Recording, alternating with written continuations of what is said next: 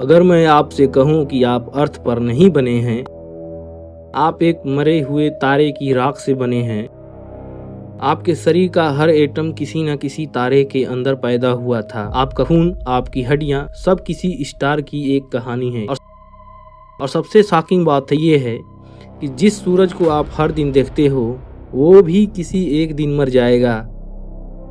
तो सवाल ये है कि तारे आखिर होते क्या हैं, ये पैदा कैसे होते हैं और मरने के बाद क्या बन जाते हैं। तो जुड़े रहिए हमारे साथ और चैनल को सब्सक्राइब कर लीजिए। सबसे पहली बात है कि स्टार आखिर है क्या, चलिए जानते हैं। तारा कोई छोटा चमकता हुआ बिंदु नहीं है, ये एक बहुत बड़ा आग का गोला है जो गैस से बना होता है। सन 1920 में आर्थर एडिंगटन ने सबसे पहले प्रस्तावित किया था कि तारे हाइड्रोजन को हीलियम में बदलकर ऊर्जा पैदा करते हैं, यानी मुख्य रूप से हाइड्रोजन और हीलियम होता है। इसके अंदर लगातार एक प्रोसेस चलता है जिसे न्यूक्लियर फ्यूजन यानी कि नाभिकीय संलयन बोलते हैं, जिसमें हाइड्रोजन हीलियम में तब्दील हो जाता है और इसी प्रोसेस से निकलती है मैसिव एनर्जी, और यही एनर्जी हमें रोशनी और गर्मी देती है। यानी कि हर तारा एक कॉस्मिक एनर्जी फैक्ट्री है। चलिए जान लेते हैं कि एक तारा चमकता क्यों है। इसके अंदर चल रहा है एक महाविस्फोट यानी कि न्यूक्लियर फ्यूजन, जिसको हम नाभिकीय संलयन भी बोलते हैं।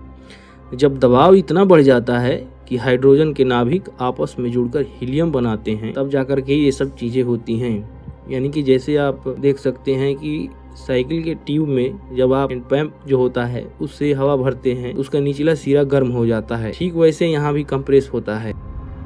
यहाँ आइंस्टीन का एक प्रसिद्ध समीकरण काम करता है जो आपने कभी पढ़ा होगा, E=mc², यानी कि थोड़ा सा द्रव्यमान बहुत बड़ी ऊर्जा में बदल जाता है। यहाँ भी एक साइंटिस्ट ने कहा था, दुनिया को बताया था कि ब्रह्मांड में सबसे ज्यादा हाइड्रोजन है जिसे ये तारे बने होते हैं।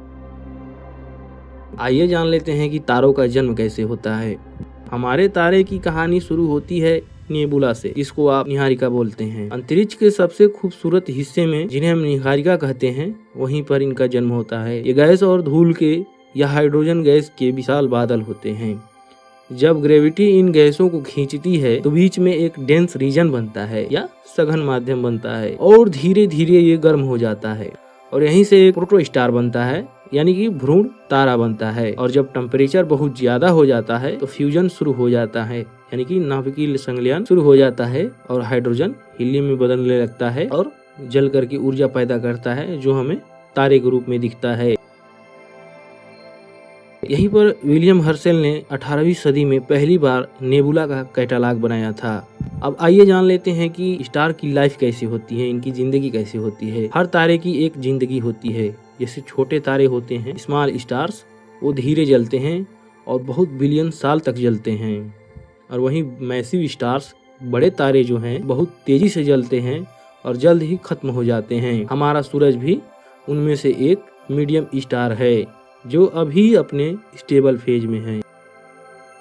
आइए जानते हैं कि हमारा सूरज क्या है। हमारा सूरज सिर्फ एक तारा नहीं है, ये हमारी जिंदगी का सोर्स है। सूर्य का जो बाहरी टेम्परेचर है यानी कि सरफेस टेम्परेचर, वो 5500 डिग्री सेल्सियस तक है और उसके कोर यानी कि केंद्र का टेम्परेचर 15 मिलियन डिग्री सेल्सियस तक है।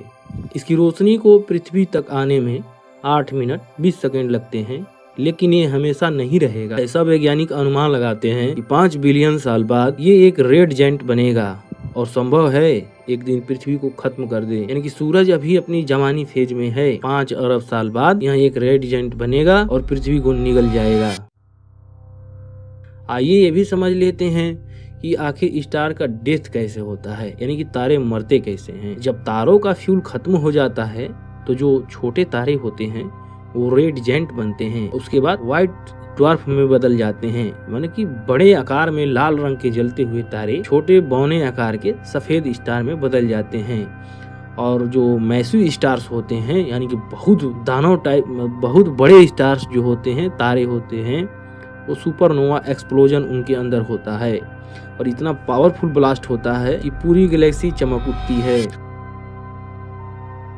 और यहीं से एक ब्लैक होल या न्यूट्रॉन स्टार का जन्म होता है। इसे आप इस तरह से जान सकते हैं कि कुछ तारे मरने के बाद इतने डेंस हो जाते हैं कि लाइट भी बाहर नहीं निकल पाती है, जिसे आप ब्लैक होल के नाम से जानते हैं।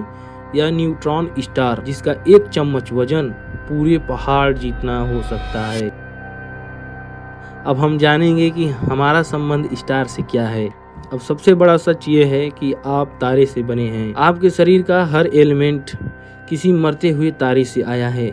जब तारे एक्सप्लोड होते हैं तो वो यूनिवर्स में लाइफ के लिए जरूरी एलिमेंट्स फैला देते हैं। जैसे मानव डीएनए और दूर आकाशगंगाओं का मेल खाता हुआ जो विजुअल होता है वो आपने कभी देखा होगा। इमेजिन करिए कि आखिर ये होता कैसे है। आपके खून में जो आयरन है, आपकी हड्डियों में जो कैल्शियम है, वह अरबों साल पहले किसी मरे हुए तारे के अंदर पैदा हुआ था। जब तारे फटते हैं तो वे सोना, चांदी और जीवन के लिए जरूरी तत्व अंतरिक्ष में बिखेर देते हैं। यानी कि एक ही कंक्लूजन निकलता है कि ब्रह्मांड हमारे बाहर नहीं है, हम ब्रह्मांड के अंदर हैं और ब्रह्मांड हमारे अंदर हैं।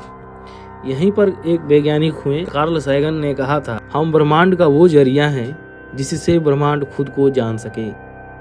धन्यवाद, मिलते हैं आपसे अगली वीडियो में। तो अगली बार जब आप आसमान में तारे देखें तो याद रखिए, आप उन्हें देख नहीं रहे, आप उन्हीं का हिस्सा हैं।